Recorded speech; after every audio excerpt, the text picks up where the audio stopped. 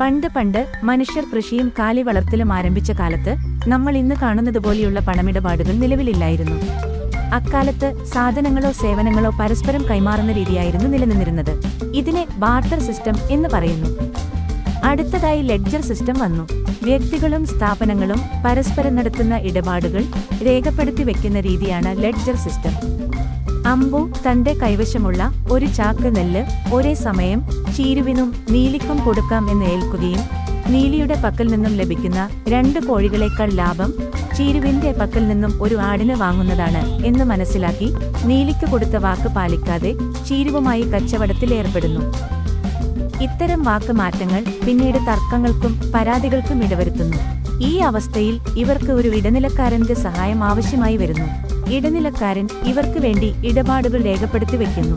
അങ്ങനെ ഇവിടെ ഒരു കേന്ദ്രീകൃത ലെഡ്ജർ സംവിധാനം രൂപപ്പെടുന്നു.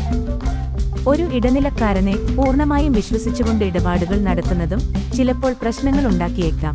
ഇടനിലക്കാരന്റെ കയ്യിലുള്ള കേന്ദ്രീകൃത ലെഡ്ജറിൽ തിരിമറികൾ നടന്നേക്കാം. അത്തരം സാഹചര്യങ്ങളിൽ എല്ലാവരുടെ കയ്യിലും എല്ലാ ഇടപാടുകളും രേഖപ്പെടുത്തിയ ഓരോ ലെഡ്ജർ സൂക്ഷിക്കുകയേ നിർവാഹമുള്ളൂ. ഇത്തരത്തിൽ പരസ്പരം ബന്ധിപ്പിച്ചിരിക്കുന്ന എല്ലാവർക്കും പരിശോധിക്കാൻ സാധിക്കുന്ന ലെഡ്ജർ സംവിധാനത്തെ ഡിസ്ട്രിബ്യൂട്ടഡ് ലെഡ്ജർ സിസ്റ്റം എന്ന് പറയുന്നു. വികേന്ദ്രീകൃത വിതരണ സംവിധാനം എന്ന ആശയത്തെ ഉൾക്കൊണ്ടുകൊണ്ട് വികസിപ്പിച്ചെടുത്ത ഒരു കറൻസി സമ്പ്രദായമാണ് ബിറ്റ്കോയിൻ. ഇത് പിന്നീട് ബ്ലോക്ക്ചെയിൻ ടെക്നോളജിയുടെ വികാസത്തിന് അടിത്തറയിട്ടു. ഇടനിലക്കാർ, ഇരട്ട പേയ്മെന്റ്, ഹാക്കർ ആക്രമണം, രേഖകളുടെ തിരിമറി എന്നിവ ഇല്ലാതാക്കാനും ഇടപാടുകൾ വേഗത്തിലാക്കാനും ബ്ലോക്ക്ചെയിൻ ടെക്നോളജി നമ്മെ സഹായിക്കുന്നു.